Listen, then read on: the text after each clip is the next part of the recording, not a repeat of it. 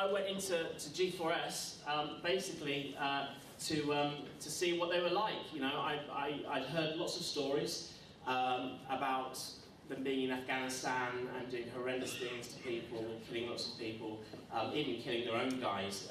These were special forces guys. And so I thought, what great opportunity the Olympics would provide is to actually go into G4S, work with them, and see what they were like. And I honestly thought this was going to be a small story that would be on Channel 4 News, and where Andy Davies, the Home Affairs correspondent, would deliver the information that G4S was either not so great, you know. I didn't think they were doing very well, really. So with that in mind, I kind of started researching G4S. And what they want to have happen, take my hat off now actually, it's annoying me. What they want to have happen is they want control of every aspect of policing in the United Kingdom. So they want to be able to arrest you, they want to be the police on the street. They want forensic science duties, they want detective duties. Everything the police does now, that's what they want to do. They also want to be magistrates in magistrates' courts. They also want to do security in magistrates' courts. They actually want to be the magistrates as well. And of course, we know they do detention centres and prisons already. So the reality is, over the next couple of years, G4S will arrest you. They will take you to a G4S police station where you're processed through a G4S magistrates' court into a G4S prison. What's the chances of you getting out of that prison? Really? None. And for, you know, minor crimes, really, because they're going to have a list of things. I'll tell you a story very quickly. This is why I got my notes, I digress. However, I'll tell you a story very quickly. Yesterday, my car was stolen off my driveway. Coincidence? Maybe not. Anyway, I saw the guy. I was standing at my window, so here's my window. And I went, oh, there's my car. You know, it's a second-hand car, but it looked really great. So I thought, wow, that's good. And I just done loads of work on it, so I was actually quite impressed the way it drove off. It didn't stall at the top of the road like it usually does. So he got it going better than I did. So anyway, so I saw this car drive off the road in my car, and I called the police, and the guy on the phone said, look, don't worry, you're not going to see the police probably today, but the call's out, they'll be looking for it, the cameras will be looking, and all this kind of stuff, right? Let's hope they drive past an Olympic venue, because I live in Greenwich, and the camera recognition system will pick them up and you'll get your car. And I went, oh, okay, great. Within about 15 minutes of that phone call, the police arrived at my door, and they were lovely, and they were friendly, and like, oh, you got your car, you know, stolen, and it's awful, blah blah blah. And it turns out the guy actually had fished my keys from my kitchen through my kitchen window off my counter, where I just dumped them next to, you know, the George Form thing, and fished them and stole my car. You know, they actually got it back a couple of hours later. Except now it's a crime scene because it was used in a burglary, so I still don't have my car.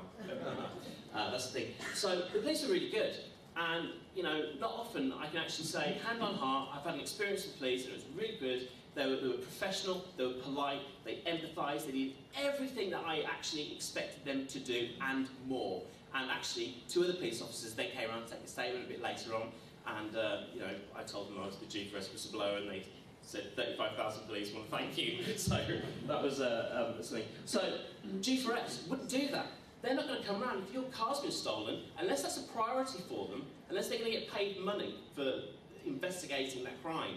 They will not come round. And I suspect they're only actually going to get paid for doing on results of murders and rapes and stuff like that. They have a list of things as they do already. So with that in mind, I decided to go to G4S for the Olympics. Okay, so this is what I did. This is what you need. You need one of these. It's an SIA license. You've still seen the door supervisors with these things, right? This is what you need to work in the security industry, right?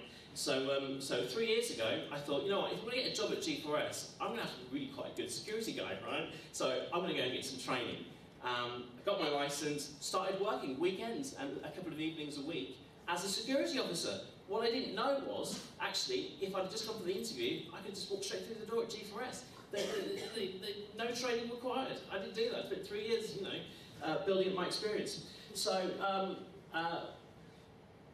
come January, I saw an ad on TV that says, G4S is open, come in and start the recruitment process. So I'm wondering, with my CV, my polished shoes, with my suits, I looked great.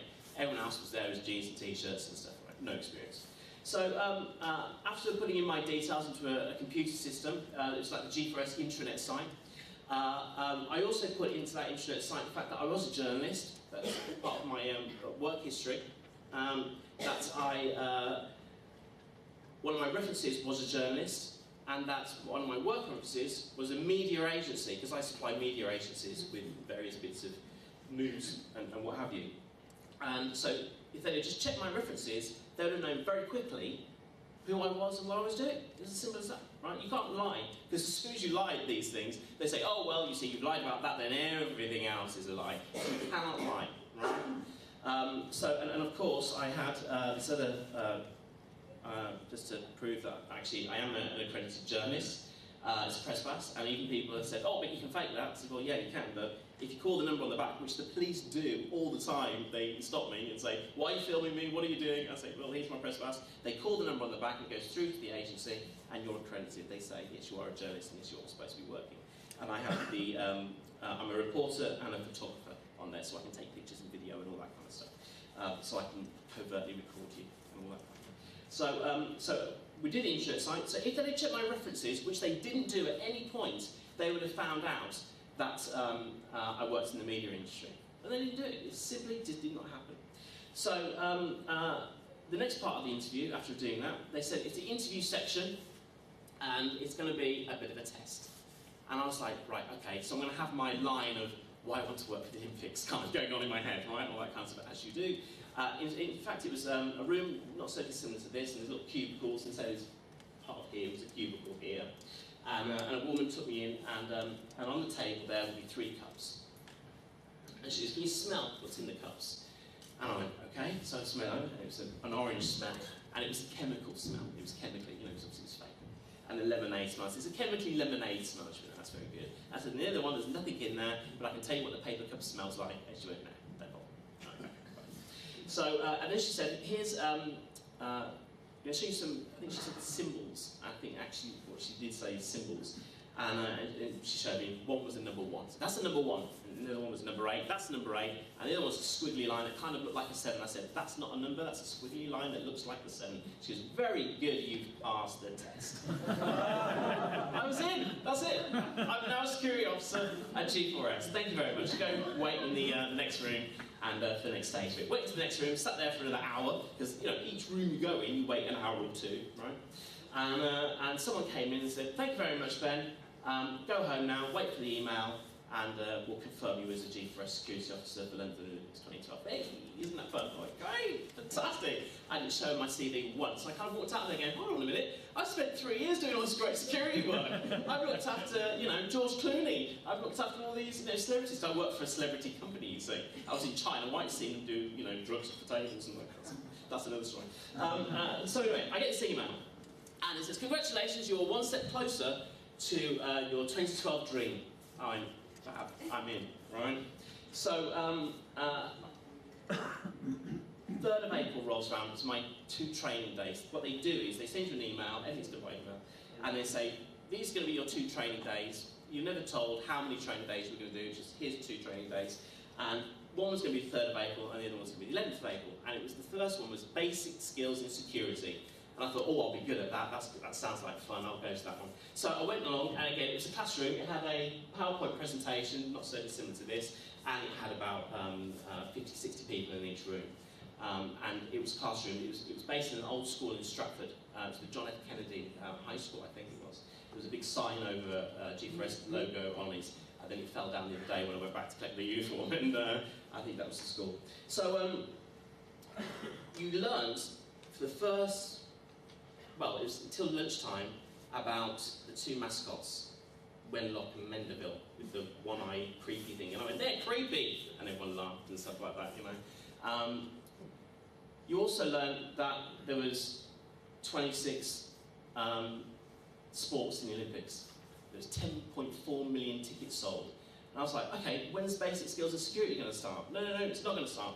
And the guy said, he said, there's 10.4 million tickets sold, and if there's a bomb in the Olympic Stadium, don't worry, it's already factored into the system. And I went, what does that mean? Because I was already the chatty guy, I was at the front, I had my pad, you know, I was doing the thing. And he said, oh, it means it's built in already. Great. And I was like, that's sinister, that's scaring me already, right? And the school, out the window, we could see the Olympic Stadium. So I'm looking at the Olympic Stadium going, there's a bomb in the Olympic Stadium, right? And so anyway, this went on, and we had a break, and at lunchtime they'd give you a sandwich, and these sandwiches would kind of bust in, and you got given a packet and what have you. Anyway, we're also told about the evacuation of London. They said, in the event of something happening at the Olympics, we're going to evacuate the whole of London. Wow. And you're all going to be involved, you being security officers, obviously. And I went, well, how are we going to be involved? So you'll be dealing with members of the public. I was like, oh, okay, how? You know, I have all these questions, and I'm like, don't talk, just listen, right? And you got that a lot. It was kind of, one guy actually told me to be a robot, but I'll get to that bit in a minute, which I thought was particularly insane of them. But they didn't tell me at any point during my training how to evacuate the Olympic Stadium. We told about the evacuation of London on several occasions, but not how to evacuate the Olympic Stadium. We weren't told how to evacuate the velodrome. They didn't even say, oh, well, you know what? You're going to have a commanding officer, and your commanding officer will tell you what to do. Nothing like that, right? It didn't happen once. So we were told that. The majority of the class was made of the indigenous population of Stratford and Hackney, East London, where I live in Greenwich, and predominantly it was Asians and African people in there. And there was a question where one of the guys said, the trainer said, does anyone have a problem searching people with disabilities? Everyone's hand pretty much went up in the classroom. I went, but it's the Paralympics as well as the Olympics. What are you here for? It's like, shut up, you're the chatty guy, right? I was like, okay. And then there was a sort of hideous debate about, which sparked off between the people in the room, as to how people became disabled. And the overriding thought was that I was left with, which was quite disgusting, I have to say, was the debate seemed to focus on the fact that you'd clearly done something bad in a previous life and you were being punished in this one. And I was like, oh my God, these are security officers, you know, for the Olympics. You know, talk about treating people with dignity and respect. And no, these are crazies. You can't have any of these people. Anyway, there were 800 a day going through this, and we're all told the same thing. Everyone got exactly the same scripts. I poked my head into other classrooms, and it was always the same stuff that you were being taught. So nothing different. 800 people a day, apparently. And actually, a lot of them didn't speak English. And you know, I find myself going, you know what, you said that a lot, dude, and you're coming across as a bit of a racist, you know. But it was a fact. What I'm telling you is what I saw and what I heard, and that's all I can do. And the point being is that when you're presented with someone, in actual fact, I met someone in Greenwich, one of the security officers yesterday, and he was trying to get to the David Beckham Academy, which is in North Greenwich, near the station, and he was in Greenwich town centre. Well, that's a good 3 miles maybe, something like that. And he couldn't communicate to me in English that he was lost. He was just like, pointing at this email, you know. So in the end, I had to actually get his phone and read his email. His congratulations, you've now been picked to go to this. Yeah, there's a whole page of that, and then what have you. And then it kind of got to the David Beckham Academy. And I went, oh, you're really lost. And he was going, can I run? I was like, no. You need to get the bus from over there. And I was doing his job. I was saying, get the bus from over there, I'll take you to the road, you get off, you can see it, where the cable car is, you cannot miss it, right? Anyway, he wandered off in the opposite direction. So that's why I keep mentioning about people not speaking English, because it's important. If you come to the Olympic Games or any event and you want to know information, this green gardener suit, which is the security suit, by the way, this is the actual uniform that you'll be wearing. I didn't come dressed like this tonight, because I didn't want to get stopped on the train and asked loads of questions. But this is the accreditation pass. This is the official accreditation pass for security. I can now get into any security area within London Olympics with that, and over 1,000 are unaccounted for, at least. That's how much they'll admit to. Over 1,000 of these passes are unaccounted for right now. I'll give anyone 100 quid, no, I'll give anyone £1, so I've got £1 on me, if you can spot a G4S logo on here anywhere. And apparently this is the pride event for G4S. This is the proudest time they're ever going to be. And they haven't even thought to put a logo on their uniforms. And even local, there's no London rings. I was really disappointed. I thought at least get a cap with London rings on. You're in the Olympics, so you're going to have a London Olympic uniform. Nothing. It's just, you look like a gardener. That's it. You get the bum bag, which doesn't really fit me. I've kind of had to tuck it into the back of my trousers. But in here you get a water bottle. And you get some sun cream, which I thought was really nice. And you're outdoors, tan yourself up. And, but what you're not allowed to do is, well, there's no room to bring a packed lunch. So you're forced to go and buy McDonald's in the stadiums. You're not allowed to go out, so that's all that the food is, basically. So you have to bring your own money, and you have to pay for food. So I didn't think that was very good. So anyway, I've digressed a bit, haven't I? So that's why I was mentioning about not speaking English, simply for the fact that you need it to communicate with people, and hopefully in a second language, maybe French. I speak a bit of French, so I thought it was going to be useful. One of the people in there was a Polish guy, and in sort of pidgin English, he put his hand up. He was massive, big guy, and he basically said, "I've been picked already to be a team leader," and everyone went, "Huh?" And I thought, well, I haven't, and I've got all this security work and all this security experience. A police officer in the room turned around and says, I've been a police officer for 25 years, and I've not been picked for a team leader or to be a group leader or anything like that. And this Polish guy goes, oh, I've actually been picked already. It's very good.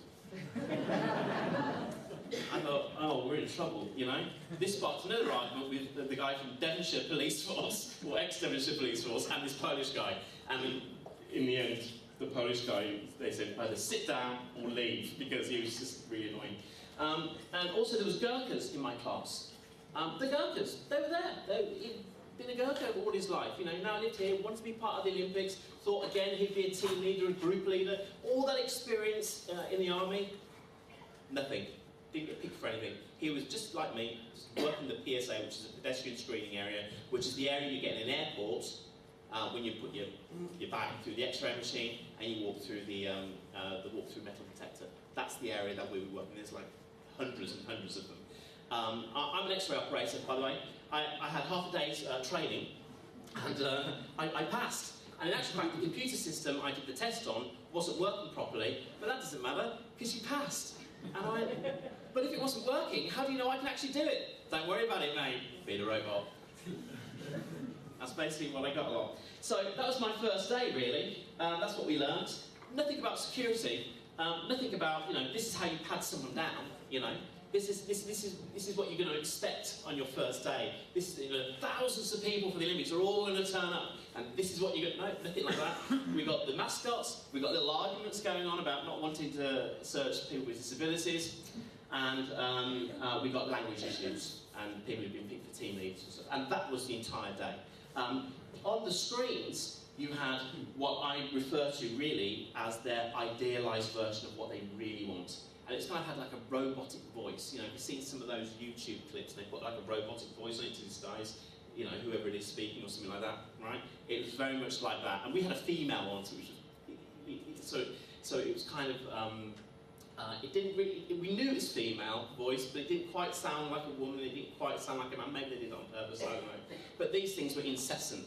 And all the trainers would do is click the machine on, talk to you for a little while about something inane, you know, like maybe the bombs factored into the stadium. And then, oh, by the way, and as soon as you wanted to ask a question, click onto another one. And all I could do really was sit in the front and ask one or two questions at most, really, before I was told to shut up. And I got known for being the questions guy. They were like, oh, the questions guy got any questions? You know, and everyone would laugh. So, you know, I thought, hold on a minute, you're trying to humiliate me. And all I want to do is find out information from you bozos. You know, and this was run by a company called Contemporary International. And Contemporary International is an events management company. And all they do, basically, is have ex-soldiers in them, and they do presentations, and they train military and all sorts, they go to schools, all sorts of stuff. I couldn't actually find a lot of information out on them. I actually thought they might be owned by G4S, but we haven't been able to find anything. If you go to their websites or anything like that, you need a password, you need a passcode. It's very sinister. It's not good. So anyway, this brings me on to the 11th of April. That was just day one. And this was Rapiscan training. And Rapiscan is a make of people that do walk-through metal detectors and X-ray machines, right? And so I was going to be trained to see if I was going to be good enough to be an X-ray operator. And we were given a PowerPoint presentation, which was the colours to look for. I couldn't tell when they showed us the image of an umbrella that that was an umbrella. It was so difficult. It was like being given Russian to learn during a day and then having to have a conversation with a fluent Russian speaker of the evening that was going to be broadcast on television. Do you know what I mean? It was that terrifying. I went, oh, that looks like a gun. He goes, no, it's an umbrella, mate. I went, oh, okay. Another one, he pulled up an IED and I went, looks like an iPod. He goes, nah, it's a bomb, mate. He's dead. He killed everyone. I'm like, I can't do this. I'm not the guy. You don't want me. You know, I was panicking. And other people in the room were kind of giving each other looks, and they were kind of going, I don't think I can do this either, you know? Because as soon as you x-ray something, it looks completely different, right? You need training, you need experience. We didn't even have somebody come to us who was an x-ray operator and said, don't panic, these are the things you look for. You know, I do it when I give talks on filmmaking. I say, well, don't worry about all the equipment, all you need is this, this, and this, and off you go, right? Everything else will sort itself out, right? So we didn't have that. So we were given this PowerPoint presentation. We looked at the colours. It was kind of like orange was an organic material. So everything orange turned up, you knew that was an organic material. Blue and black would be sort of like, you know, wires and lead-based things, metals and things like that, you know. So you've got that image in your head of these are the colours I need to have. And then at the end of that, they gave you a little test at a computer screen. I've already said the test was broken, it didn't work. And they wouldn't explain to me why it was broken. They just said, the next day, the next time I was there, when I asked my results, they said, oh, don't worry about that, everyone passes. And by the way, the machine didn't work anyway. I was like, shouldn't we take it again? And I'm like, no, you've all passed, it's fine. So everybody in that room that I was in passed the X-ray. They're all X-ray operators now, which is crazy. So you were bombarded with information. I mean, really, truly bombarded with it. And every time you wanted to ask anything, you were either ignored or they answered half a question, right? So, for example, I'd say, so how are we going to evacuate all of London?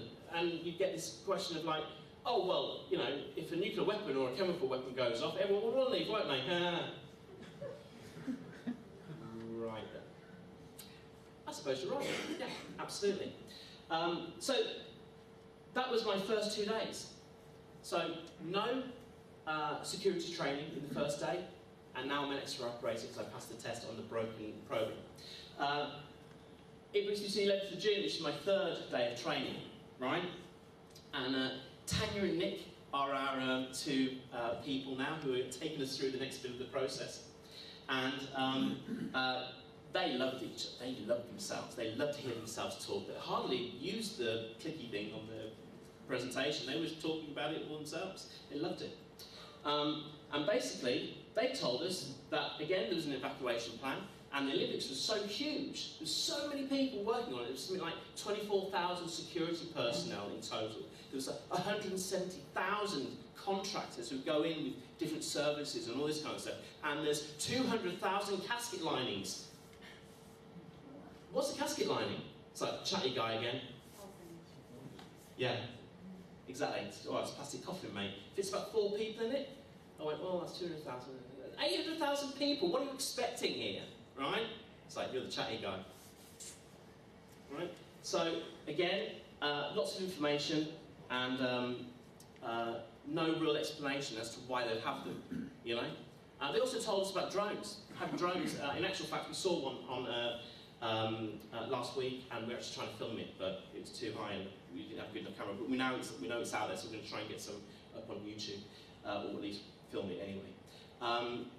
Drones, and they clicked the button, and there was a presentation, and you saw that footage that you see on TV, but this is more graphic, of the infrared image of the drone dropping the bomb and arms and legs explosion. This was at 10 o'clock in the morning, and it was horrible, you know. I'd never seen anything like that before. I mean, you know, I've seen really, really gruesome things, but when you see it from above, it's dispassionate, it's just like, and they're like, yeah, they're all terrorists, by the way, they're all dead now. They look like people to me. It could have been anybody. I don't know that they're terrorists. I don't know that these were evildoers or whatever they want to say the bogeyman is now. You know, these are just people being blown up, and they were just reveling in it. You know, so we were offered in a break. This was an interesting thing. A guy came up to me with his bag, and I'd seen him sort of like, you know, open his bag, looking at people picking it. And he came up to me and goes, "Yeah, mate." He goes, "You want to buy some weed?" I went, "No, really not. You're in a security training course, dude. You know, there's police everywhere." Well, in the course, right? They're not actually going to be in the Olympics, but they're in the room. And you know, you smell the skunky smell as you do. You know, as you walk past the kids in the park, you all smell it, right? We all know what that smell is. I have nothing against drugs, by the way.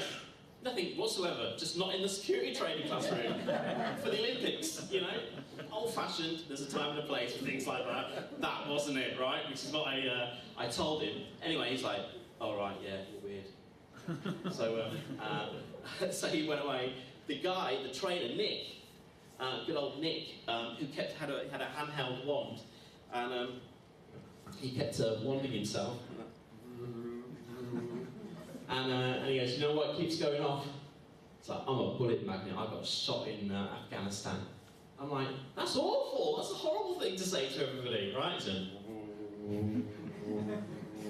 "Oh, bullet magnet, I am." I'm like, "Yeah, you're the guy not to stand next to next time I'm on patrol." So he, good old Nick, saw this guy. He sort of looked around as he's doing his presentation, what have you, and he saw him showing his bags, this other guy, and he went, "Oi mate, can you do that in the break outside?"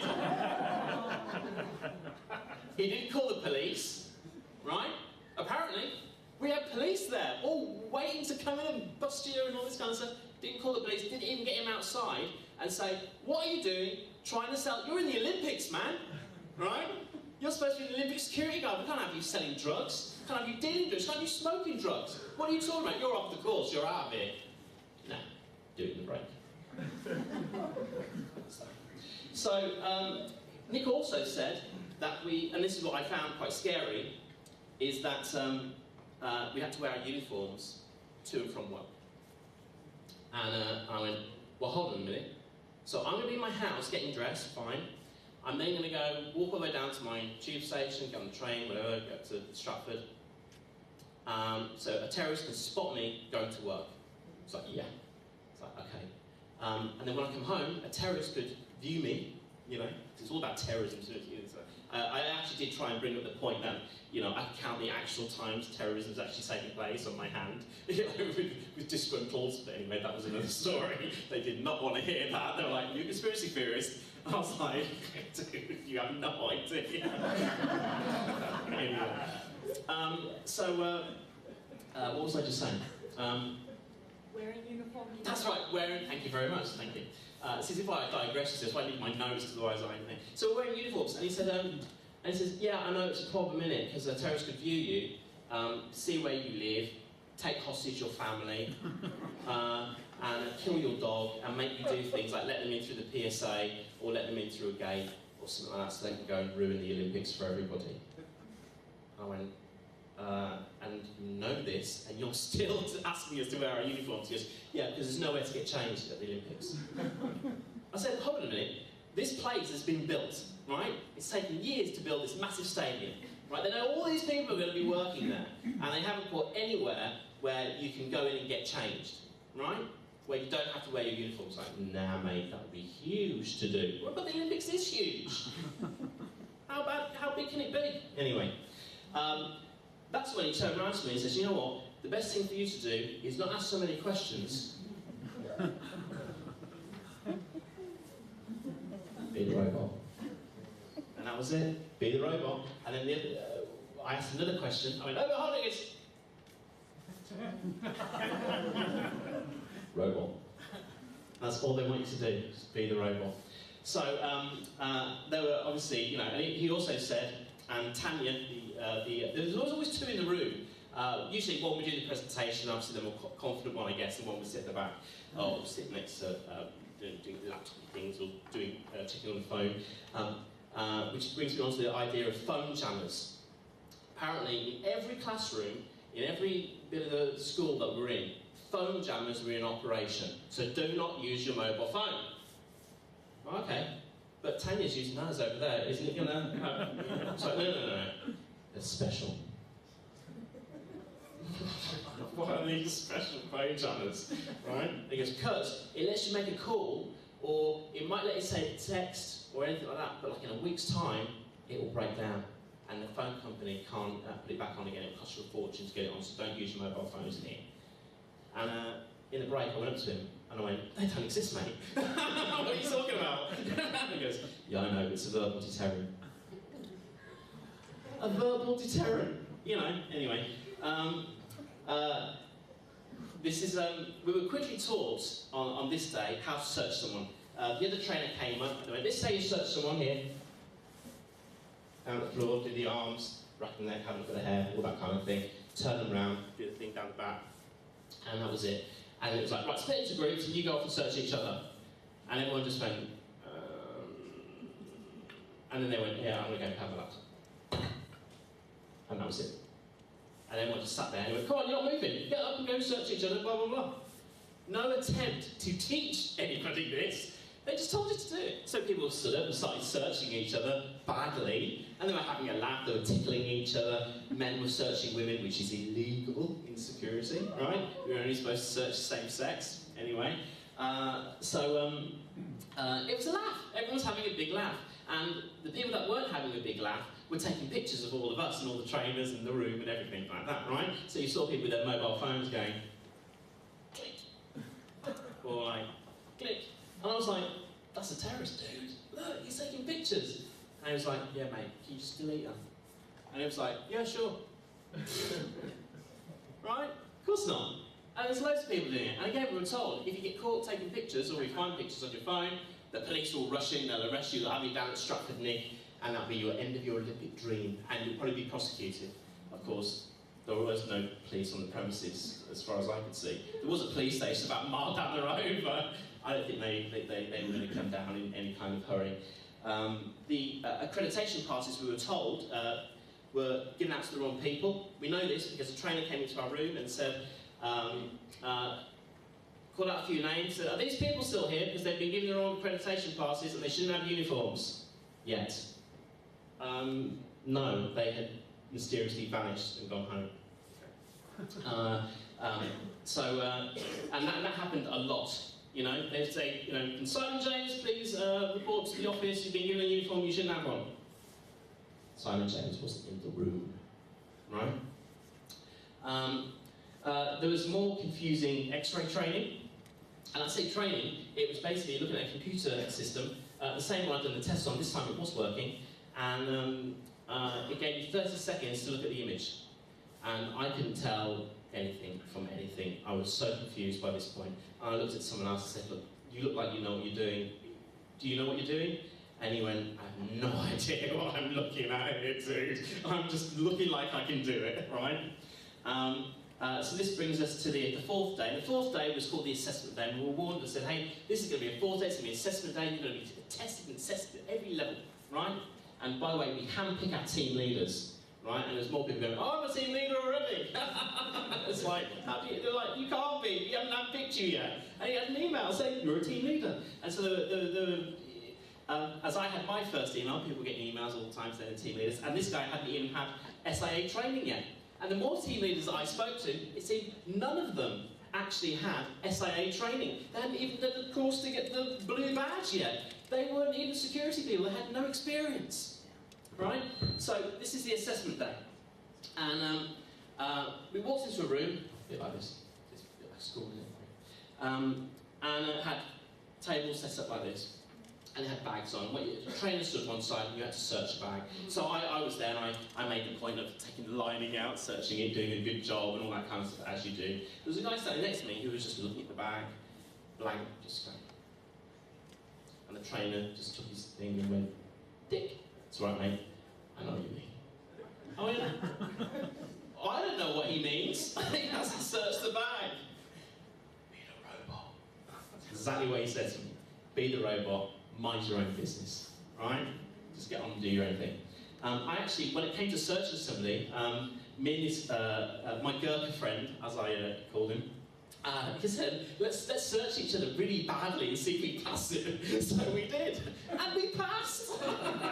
we didn't really search each other. We just kind of messed about and something, and we passed. And in actual fact, they had a no-fail policy. So everybody who came into that room was going to pass regardless of what they did or how they did it.